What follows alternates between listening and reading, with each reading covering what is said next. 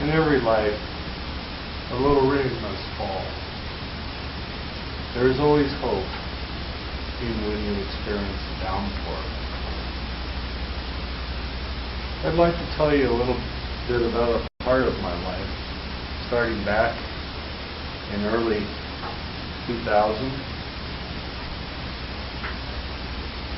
How I started out just getting by, finally getting a glimpse of what it must be like in heaven, only to be thrown into a pit of despair, wandering lost, hitting rock bottom, and being given the opportunity to get my life back and finding a purpose for that life. Still looking for that calm I had before the storm. Although, I know it can never be the same. And here I am, today, still looking, still hoping to find heaven on earth. We were a family of three. My daughter, Kate, my wife, Susan, and I. I had been serving the basic duties of husband and father, just putting in time, never really fully engaged or involved. But something wonderful happened that magical month of May. We found togetherness, and we discovered that joy of togetherness. We talked, we played, we laughed. My daughter had set up the dilapidated badminton set from her grandfather, and I would watch with delight as my wife and daughter would try to volley the birdie back and forth. Joining in the laughter and squeals, I stood at the ready to fish the birdie out of the nearby spruce tree. My daughter and I started playing together, too. We had always been able to talk, but something was different. That May, there was a closeness between us that had never been there before. More and more often, she would grab the basketball and get me to go down the courts and we'd shoot baskets together. Sometimes we'd get the mitts and the ball out and we'd play catch. Or tie the big jump rope to the mailbox post, and I would twirl it so she could jump. And there was hiking in Zion National Park, and my beaming at her ability to engage people in her excitement at seeing tadpoles in a puddle.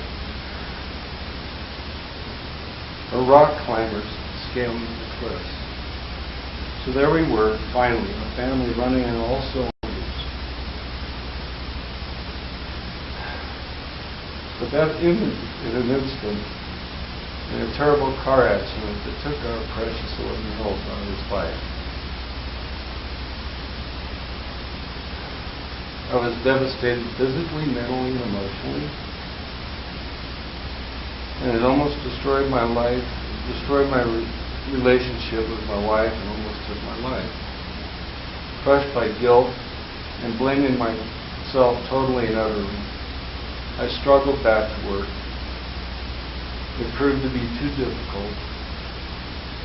And I started my lifelong dream of going to college. But a long-term drug habit with marijuana eventually led to cocaine.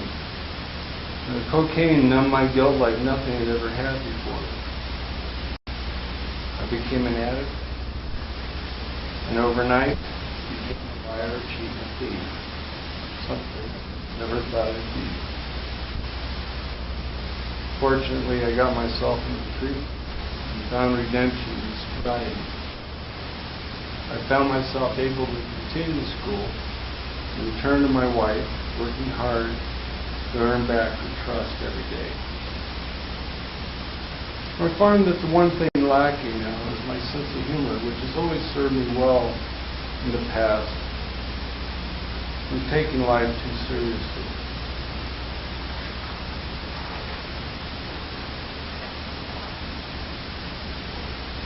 I'd like to tell you a story about a Buddhist monk. There was a Buddhist monk who was walking through the forest. He came upon a tiger who set about chasing him. The monk ran and ran and finally came to a cliff. He looked down, saw a branch, clambered down the cliff, grasped a hold of the branch. But suddenly, the branch began to break, and the monk looked down.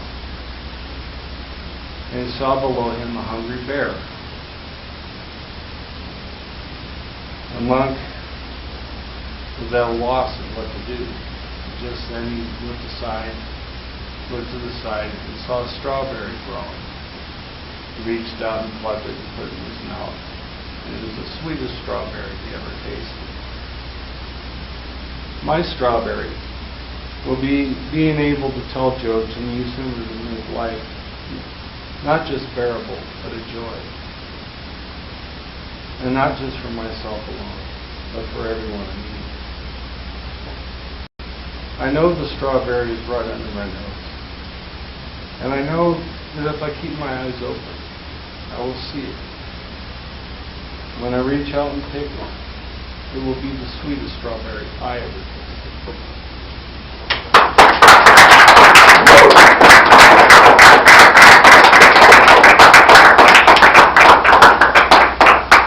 A plus.